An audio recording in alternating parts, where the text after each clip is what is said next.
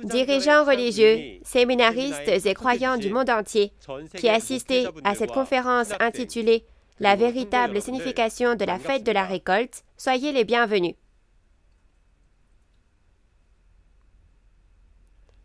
Je suis Ikhyun Lim et je serai votre présentateur.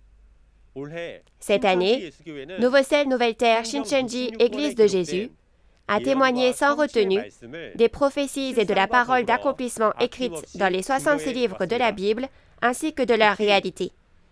Notamment, le témoignage sur la réalité de l'Apocalypse de Jean, que personne n'a été en mesure de prêcher jusqu'à présent, se diffuse rapidement dans le monde entier grâce aux conférences en ligne, attirant grandement l'attention de nombreux pasteurs et séminaristes à ce jour. C'est une excellente nouvelle pour les croyants qui vivent aujourd'hui au temps où l'œuvre de Dieu s'accomplit. À chaque époque, il y avait la loi de la parole qui devait être gardée, et nous ne pouvons garder cette loi que lorsque nous connaissons le sens de la Bible.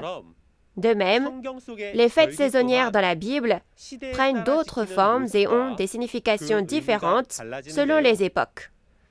Aujourd'hui, nous recevrons le témoignage de la parole de Dieu sur la véritable signification et le sens de la fête de la récolte, l'une des fêtes saisonnières de la Bible.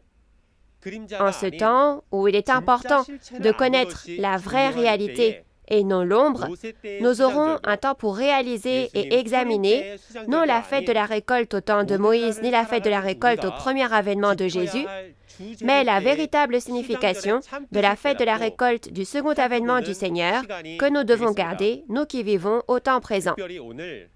Notamment aujourd'hui, nous accueillerons le président Manny Lee, le président de Nouveau Ciel, Nouvelle Terre, Shincheonji, Église de Jésus, et le pasteur promis dans le Nouveau Testament, et recevrons le témoignage biblique correct sur ce que la fête de la récolte signifie aujourd'hui. Nous allons d'abord prier tous ensemble. Notre Père Dieu, envers qui nous sommes reconnaissants, afin de connaître la véritable signification de la fête de la récolte que nous devons garder aujourd'hui, de précieux dirigeants religieux et croyants du monde entier se sont joints à cette conférence. Lorsque la parole de vérité, la parole de vie, la parole révélée sera témoignée à travers le président Manny Lee, le président de Nouveau Ciel, Nouvelle Terre, Shincheonji, et pasteur promis qui est venu au nom de Jésus, ouvrez le cœur de tous ceux qui sont présents et faites en sorte que ce soit un temps au cours duquel nous pourrons graver la parole dans nos pensées et dans nos cœurs. Nous croyons que vous serez avec nous à chaque instant et nous avons prié au nom de Jésus. Amen. Le but de la foi est le royaume des cieux et la vie éternelle, et seuls ceux qui font la volonté de Dieu qui est écrite peuvent obtenir le royaume des cieux et la vie éternelle. Il y a eu de nombreuses dénominations et églises jusqu'à présent, mais aucune d'entre elles n'a réalisé la véritable volonté de Dieu ni ne l'a prêchée avec précision. Cependant, le président Manny Lee, qui témoignera de la parole aujourd'hui, est le messager porte-parole de Jésus, qui a vécu les événements de tous les chapitres de l'Apocalypse de Jean, que personne dans le ciel, sur la terre ni sous la terre ne connaissait, et qui en témoigne. Il est le vrai pasteur qui a été envoyé pour que nous puissions parfaitement réaliser la volonté de Dieu au cours des 6000 ans d'histoire du monde. La Bible dit que tout ce que Dieu fait, il le fait dans un but précis. L'objectif pour lequel Dieu et Jésus ont semé la semence est que lorsque l'on sème la semence de Dieu dans le champ du cœur et qu'elle grandit, on moissonne et on scelle pour fonder les 12 tribus, le nouveau royaume promis. Par conséquent, ce que je vous demande désespérément aujourd'hui en particulier, c'est que lorsque le président, le pasteur promis, va témoigner de la parole, vous réalisiez l'endroit où ceux qui sont nés de la semence de Dieu ont été moissonnés, où on leur a enseigné et où l'on a scellé 12 000 par tribu pour créer les 144 000 des 12 tribus. Et j'espère que ce sera un temps précieux pour devenir des croyants reconnus par Dieu et entrer au royaume des cieux et dans la vie éternelle tant espérée. À présent, nous allons accueillir le président Manili en l'applaudissant chaleureusement. Chers fidèles, comment allez-vous? Et pasteurs de tous les pays, vous vous efforcez beaucoup. Aujourd'hui, nous allons partager la parole concernant la fête de la récolte qui a commencé au temps de Moïse par la loi. Écoutez attentivement et si vous avez une autre opinion qui vous semble être meilleure, n'hésitez pas à nous contacter. Mais aujourd'hui, nous savons que nous devons tous vivre notre vie de foi selon la volonté de Dieu. C'est pourquoi les choses du passé, les choses du présent, les choses du futur, nous devons toutes les connaître. Si vous regardez Galates 4, on parle de la fête de la récolte, soit d'un événement qui s'est produit dans le passé.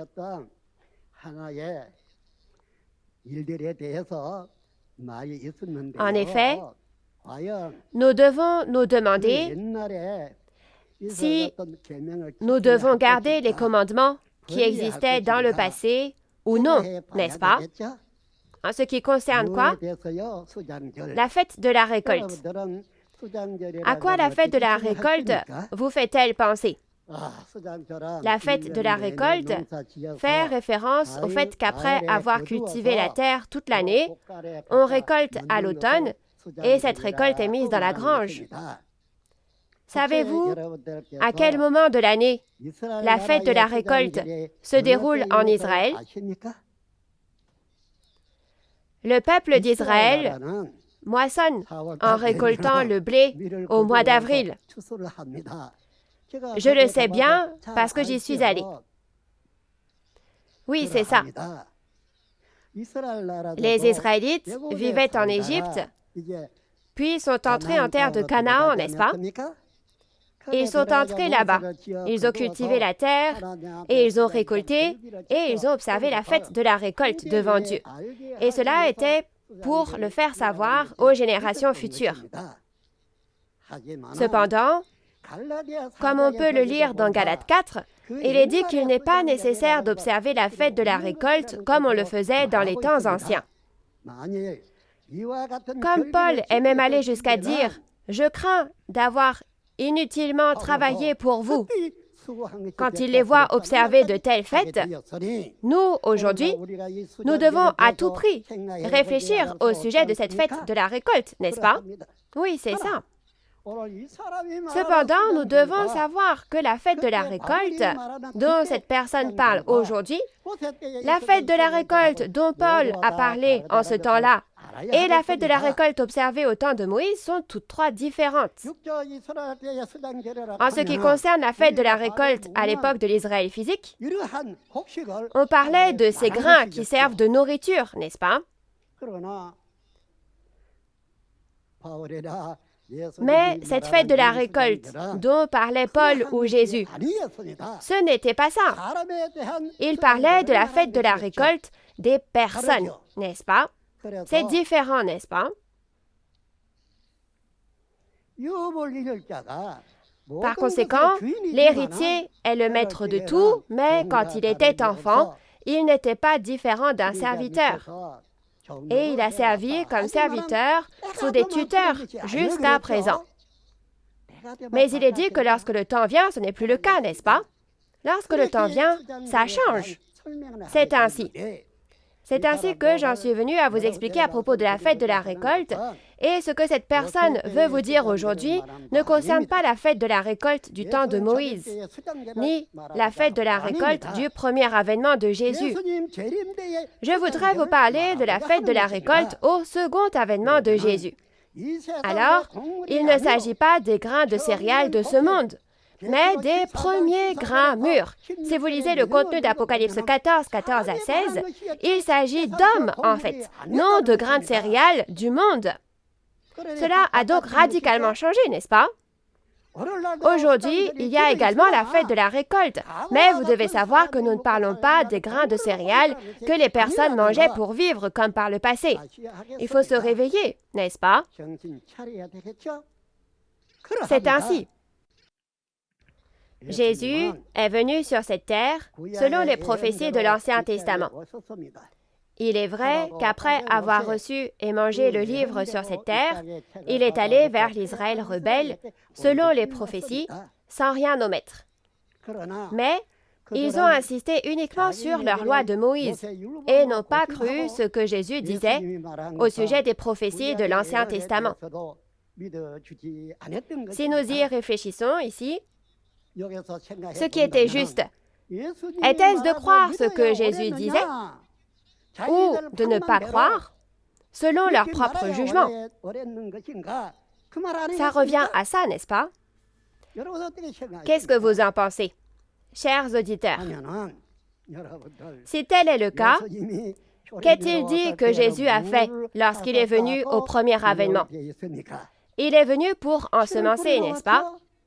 Il est venu semer la semence de Dieu. Oui, il a ensemencé et ensuite, il est parti. Quelle parole a-t-il laissée derrière lui? Il a promis qu'il reviendrait pour moissonner et il est parti, n'est-ce pas? Et selon l'Ancien Testament, c'est Jésus qui a semé la semence de Dieu. N'est-ce pas le cas? Mais à cette époque, Jésus a semé la semence de Dieu dans son champ. Et que s'est-il passé?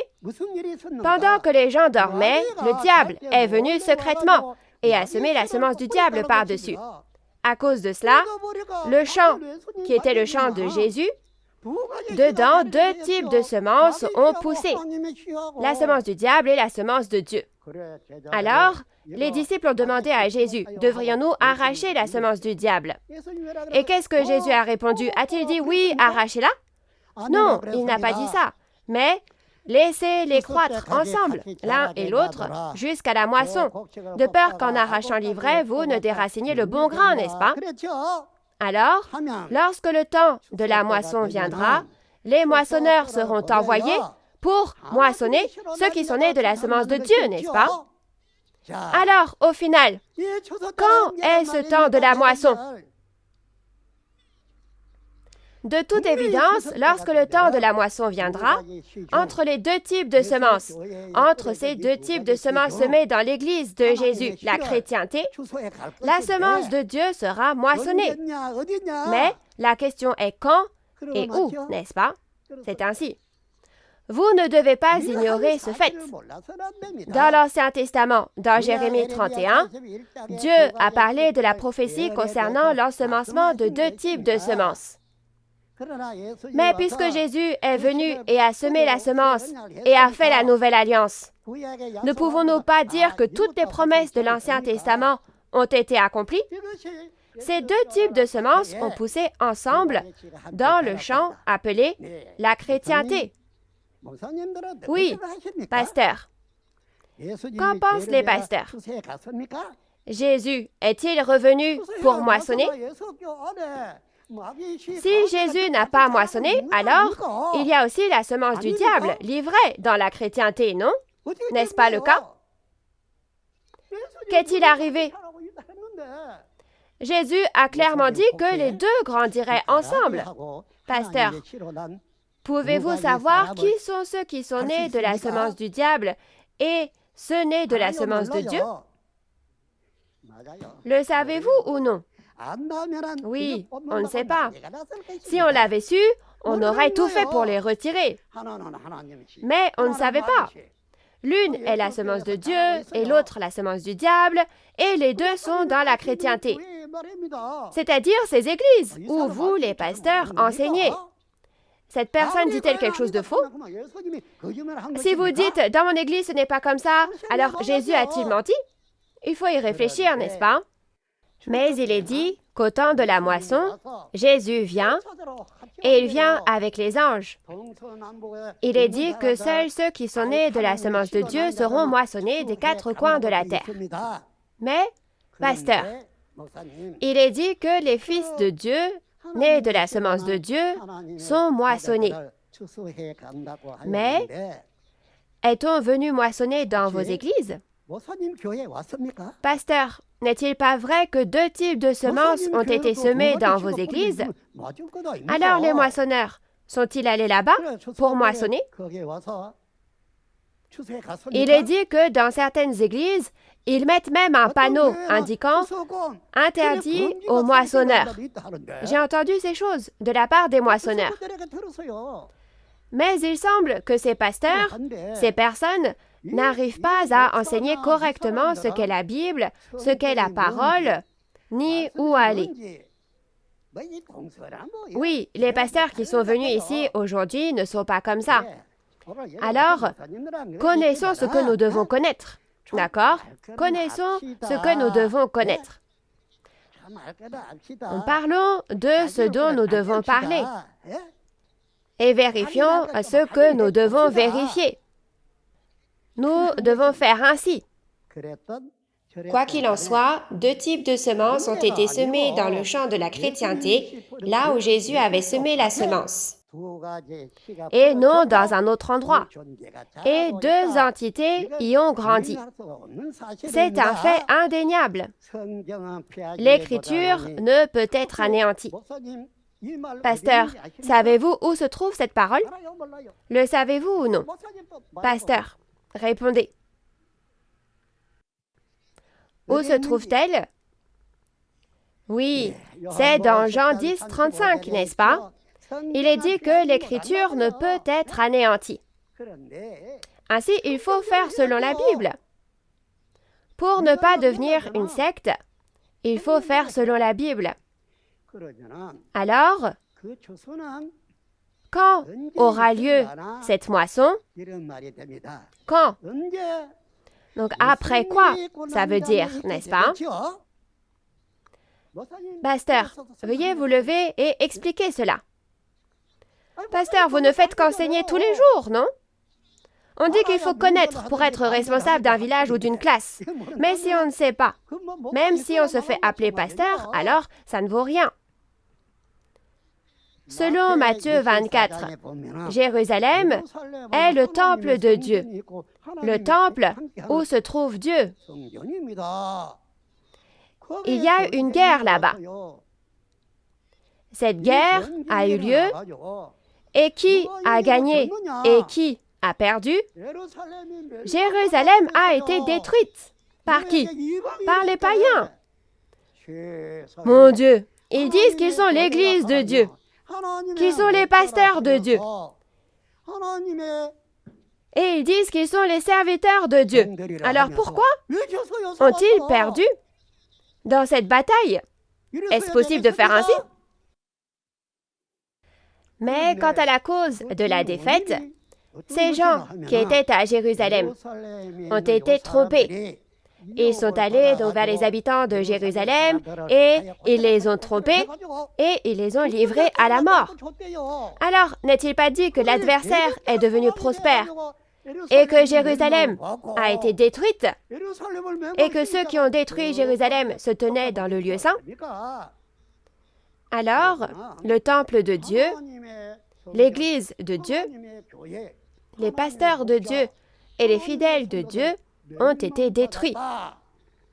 C'est ce que nous voyons dans Matthieu 24, jusqu'au verset 31. Après cela, Jésus est venu avec les anges et les a envoyés aux 4 coins de la terre pour moissonner ceux qui sont nés de la semence de Dieu, n'est-ce pas? Ils doivent être très occupés, n'est-ce pas? Ces personnes, lorsqu'elles sont allées moissonner, ont dû voir les panneaux disant « Interdiction d'entrer aux moissonneurs ». Ces anges ne les ont-ils pas vus? Alors que l'on sème la semence de Dieu ou la semence du diable, il est vrai que 2 types de semences ont été semées. Mais quand est cette moisson? C'est après la destruction de Jérusalem, le temple de Dieu. Oh mon Dieu! Comment cela est-il possible? Pasteur, Vos églises ont-elles été détruites? Non, n'est-ce pas? Parce que les pasteurs sont saints. Mais y a-t-il une autre église plus sainte que le temple de Jérusalem? Il a été détruit pourtant. S'ils avaient combattu et vaincu, il n'aurait pas été détruit. Réfléchissez-y. C'est ainsi. Maintenant, il n'y a plus de temple de Dieu, plus de pasteurs de Dieu, ni de fidèles de Dieu, parce qu'ils ont été anéantis. Le pasteur du diable, le destructeur, s'empare du lieu saint et prêche en se donnant des airs saints. N'est-ce pas? Il est dit ainsi dans la Bible. La situation est telle. C'est la situation. Alors, même si vous dites que vous ne connaissez pas bien la Bible, ni le royaume des cieux, j'espère que vous connaîtrez quand même, ne serait-ce qu'un peu, quand Dieu et Jésus reviennent, après quoi ils reviennent, où et ce qu'ils feront une fois venus, n'est-ce pas? Pasteur, enseignez donc un peu ces choses. Pourquoi gardez-vous cela juste pour vous et ne l'enseignez-vous pas aux fidèles? Combien serait-il bien qu'ils sachent un peu ces choses? Doivent-ils rester ignorants et ne rien savoir? Ah, c'est frustrant. Dieu ne trouvera-t-il pas aussi cela vraiment frustrant? Réfléchissez-y un peu, pasteur. C'est difficile pour les gens d'avoir confiance en les pasteurs et c'est difficile pour Dieu de faire confiance aux pasteurs. Est-ce que ça doit finir comme ça? Non, ne faisons pas les choses ainsi. Il y a un vieux dicton en Corée qui dit que parmi les mendiants, il y a Jésus. Réfléchissez-y. Il ne faut pas critiquer en disant que c'est un mendiant ou autre, etc. Donc la ville de Jérusalem, qui était si sainte, pourquoi a-t-elle perdu? Comment le diable est-il arrivé à se tenir debout sur l'autel et à prêcher? Pourtant, Jésus a dit que ces choses doivent arriver pour qu'il revienne, n'est-ce pas? Au verset 31, n'est-ce pas? Alors on peut se dire, « Oh, je comprends vraiment pas. » Alors, allez-vous dire que ça ne vous regarde pas, que Jésus revienne ou non? Doit-on faire ainsi? Alors, on n'est pas un croyant dans ce cas. Parce qu'il est dit que cette parole s'accomplira telle qu'elle, sans ajouter ni retrancher. Donc, il faut croire en tout. Et comme tout est une prophétie, et que les prophéties s'accomplissent, donc il faut croire pour réaliser, n'est-ce pas? Je ne sais pas. Comme les pasteurs, vous êtes saints, donc même si vous ne connaissez pas, on va vous appeler au royaume des cieux pour que vous veniez peut-être. Cependant, plutôt que de ne pas savoir, connaître ces choses sera à votre avantage. Alors, il faut que ces choses arrivent pour que Jésus vienne avec les anges. Et que cherche-t-il aux quatre coins de la terre? Un par un, deux par deux? Quel genre de personnes cherche-t-il, pasteur? Devrions-nous passer un examen pour vérifier si vous le savez ou non? Comment allez-vous faire pour envoyer vos fidèles au royaume des cieux? C'est frustrant, vraiment. Non? Oui, il vient avec les anges, et Jésus, donc, en venant ainsi, après la destruction de Jérusalem, va les chercher en allant aux quatre coins du monde. Et ça, c'est la moisson. Quel genre de personnes cherche-t-il? Devrions-nous passer un examen? Ceux qui croient en Jésus et en Dieu de façon stupide ne sauront pas. Ils cherchent ceux qui sont nés de la semence de Dieu. Dans ce vaste monde, ils cherchent ceux qui sont nés de la semence de Dieu, semée par Jésus. Ces paroles sont dans Apocalypse 14, versets 14 à 16. n'est-ce pas? Ils les cherchent, ces personnes, et les établissent. Ils cherchent ces personnes, les moissonnent, les scellent et les font appartenir aux 12 tribus de Dieu pour créer le peuple du royaume de Dieu. N'est-ce pas?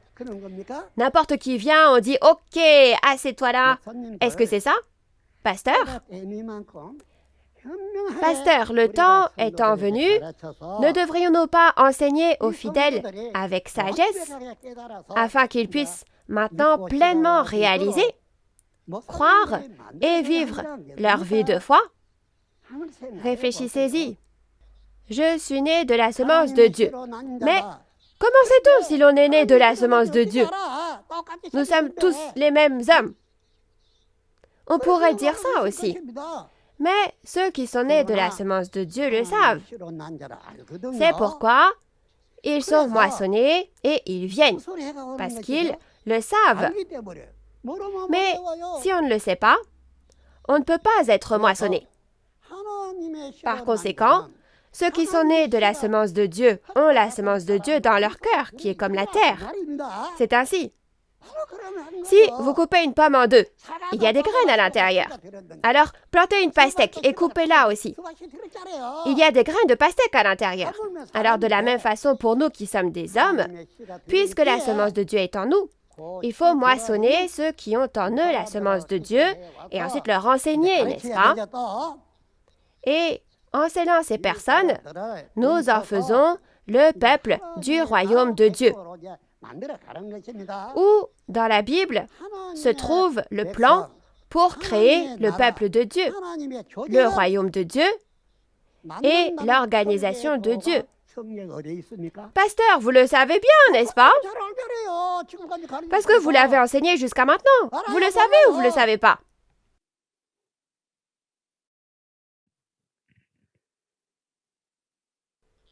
Il y avait une personne.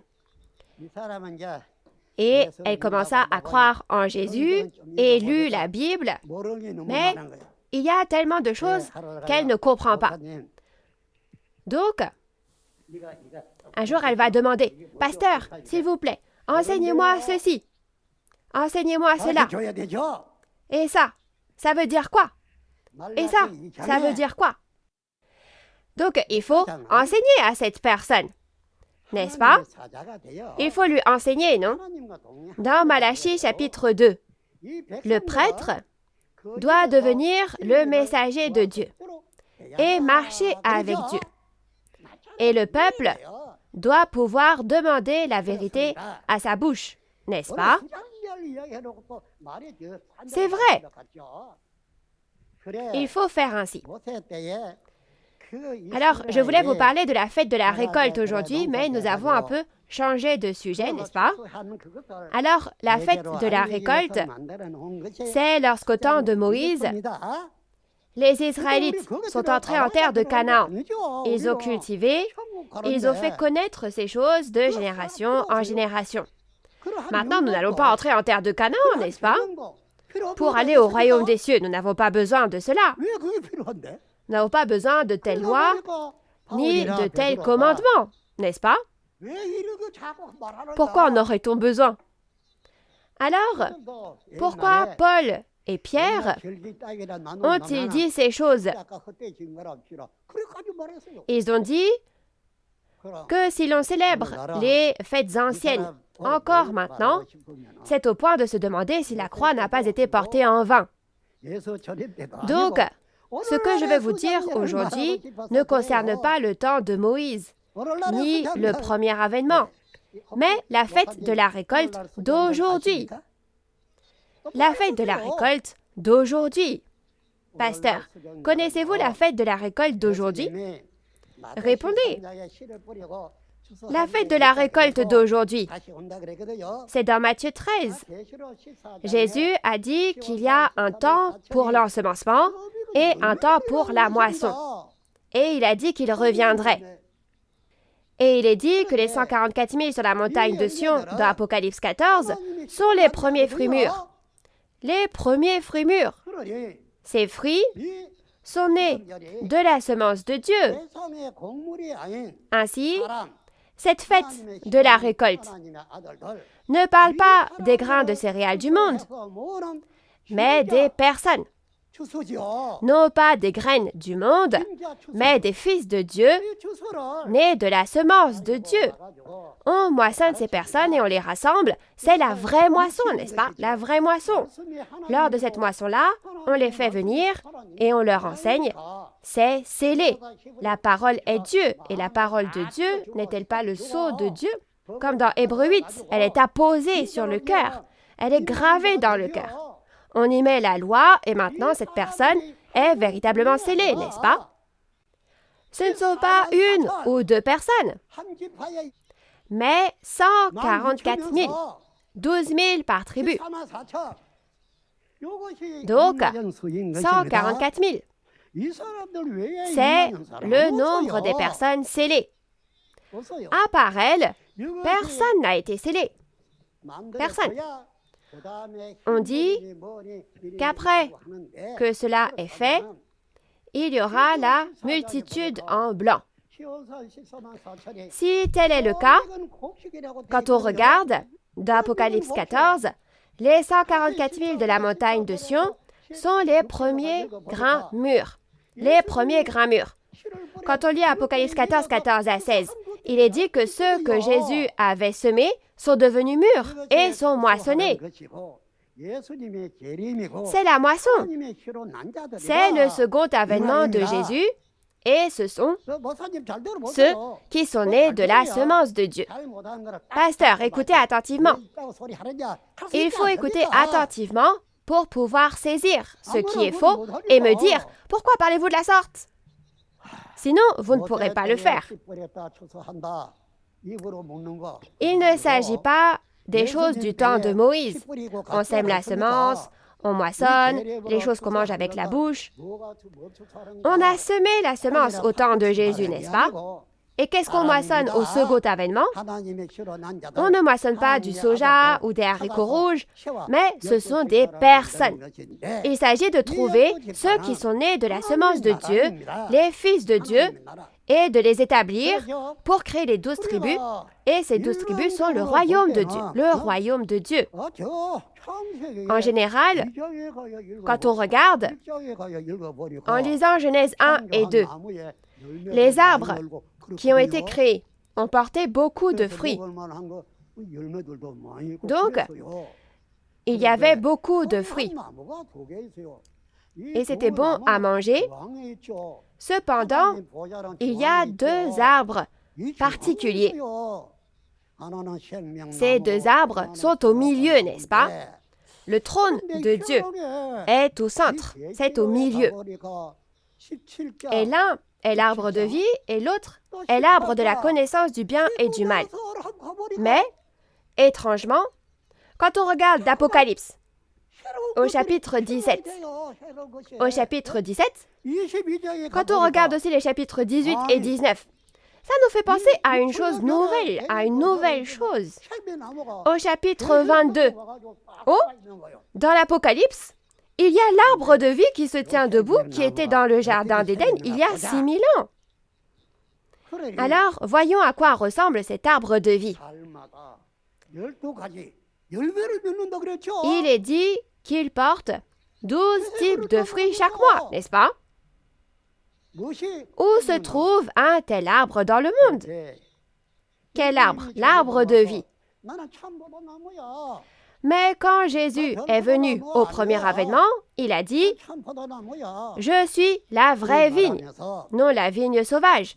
Je suis la vraie vigne. » Et en parlant ainsi, il a dit que l'on coupe les sarments qui ne portent pas de fruits et que ceux qui écoutent Jésus porteront beaucoup de fruits. Combien Jésus avait-il de disciples? 12. Chacun de ces sarments porte des fruits. Mais quelle est la différence entre ce cep, appelé le vrai cep, et l'arbre de vie dans Apocalypse 22, verset 2? Qu'y a-t-il de différent? Pasteur, en voyageant en avion dans le monde, avez-vous déjà vu cet arbre de vie? Si on ne mange pas le fruit de la vie, on ne peut pas vivre éternellement, n'est-ce pas? Il faut en manger pour vivre éternellement. Le fruit de l'arbre de vie se trouve dans Apocalypse 22. Si on regarde cet arbre, il porte 12 types de fruits chaque mois. C'est tellement étrange. Ces feuilles servent à la guérison des nations. C'est ça. Et puis, si on regarde Jésus, il y avait 12 disciples avec Jésus, n'est-ce pas? Et il est dit que tous ceux qui appartiennent à Jésus ont été purifiés par les paroles que Jésus leur a annoncées. Alors, n'est-ce pas un très bon fruit si c'est un fruit qui vient de là? Mais si nous regardons encore une autre chose, si vous regardez Apocalypse 17 et 18, il y a une femme appelée Babylone, une prostituée. La prostituée s'appelle Babylone. Babylone, c'est une organisation, c'est-à-dire un royaume, et là-bas, ils ne font que manger et s'amuser. Ils boivent le vin de l'impudicité. Toi aussi bois-en, moi aussi j'en bois. Et ils ont tous bu et ils se sont enivrés tellement ils ont bu.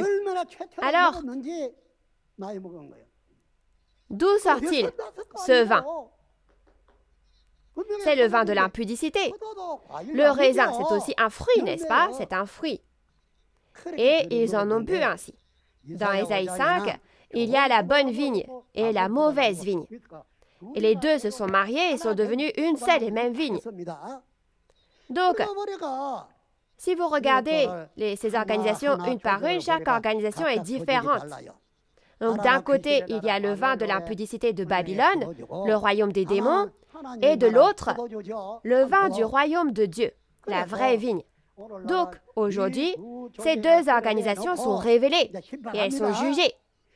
Ceux qui ont bu le vin de l'impudicité ne sont pas de Dieu.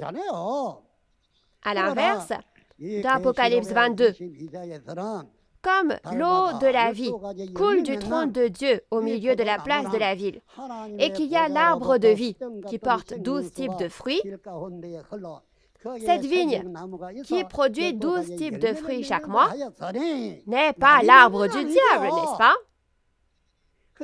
Ainsi, l'un est l'arbre du diable, l'arbre donc du vin de l'impudicité, et l'autre, la vraie vigne de Dieu. Et donc ces deux-là apparaissent.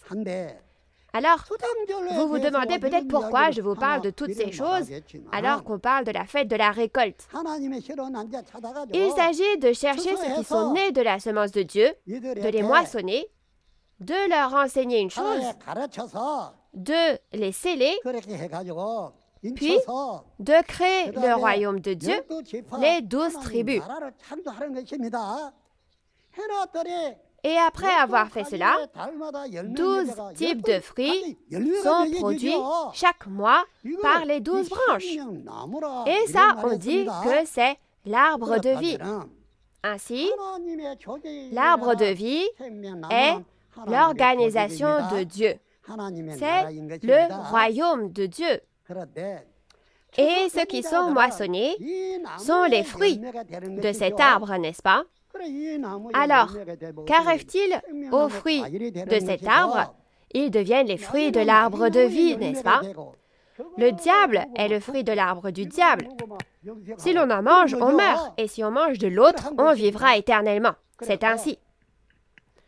Alors, chers auditeurs, il n'y avait rien de bon dans la fête de la récolte du temps de Moïse.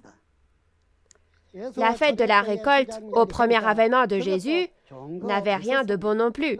Cependant, dans cet apocalypse, le royaume de Dieu est créé en moissonnant et en scellant. C'est donc l'arbre de vie. Ainsi, Jésus a semé la semence de Dieu et au second avènement, ceux qui sont nés de la semence de Dieu sont moissonnés. Ils sont rassemblés. Ils sont moissonnés et rassemblés, n'est-ce pas? C'est pourquoi, avec eux, le nouveau royaume de Dieu est créé. Le peuple de Dieu est créé, rassemblé, n'est-ce pas? C'est pourquoi avec eux, le nouveau royaume de Dieu est créé. Le peuple de Dieu est créé. C'est ça, la fête de la récolte d'aujourd'hui, n'est-ce pas? Lorsque la semence est semée et devient de bons grains mûrs de Dieu, Jésus revient, les moissonne tous et les rassemble. Et avec eux, on fait le royaume de Dieu, l'arbre de vie de Dieu, et seul cet arbre peut exister éternellement, n'est-ce pas? Ils ne sont faits que de l'eau de la vie, limpide comme du cristal, qui coulait du trône de Dieu. Alors dans ce cas, Jésus vient ensemencer, Jésus est venu et a semé, Jésus est revenu, il est revenu et a rassemblé ce qui était né de la semence de Dieu. Cela signifie que Jésus a créé le royaume de Dieu en rassemblant ces personnes. Cette personne voudrait prendre ce temps aujourd'hui pour dire quelque chose à tous les pasteurs et à tous les fidèles du monde. Chers auditeurs, même si c'est difficile à entendre, s'il vous plaît, écoutez. Sur cette planète, ceux qui ne sont pas nés de la semence de Dieu ne peuvent pas entrer au royaume de Dieu. Ceux qui sont nés de la semence de Dieu sont ceux qui ont été moissonnés au second avènement du Seigneur. Ces personnes moissonnées ont été créées par Jésus selon le plan de l'Apocalypse. Ceux qui n'ont pas été créés selon l'Apocalypse ne peuvent pas devenir le nouveau royaume, le nouveau peuple, ni le peuple élu de Dieu. S'il vous plaît, sachez cela. Ce royaume de Shincheonji a été créé selon l'Apocalypse.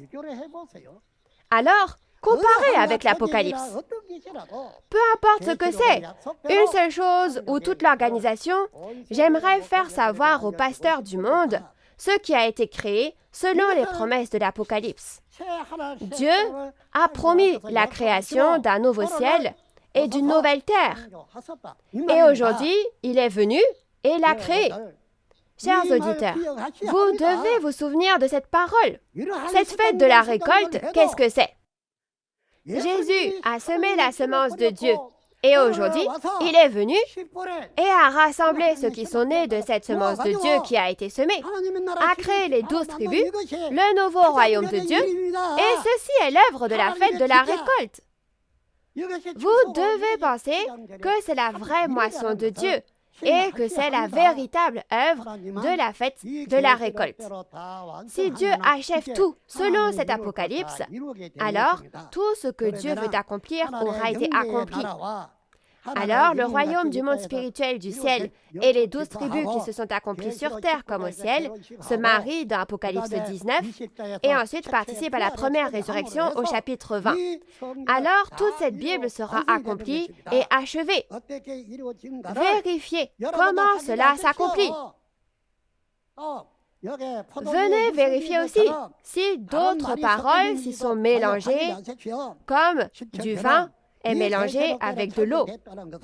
Shincheonji annonce à tous les pasteurs et fidèles du monde entier qu'elle a été créée selon cet apocalypse. Je souhaite que vous soyez également remplis de la grâce de Dieu. C'est vrai. Nous sommes tous nés sur cette terre créée par Dieu et nous sommes le même peuple, les mêmes hommes. Il y a également une seule Bible et un seul Dieu, n'est-ce pas?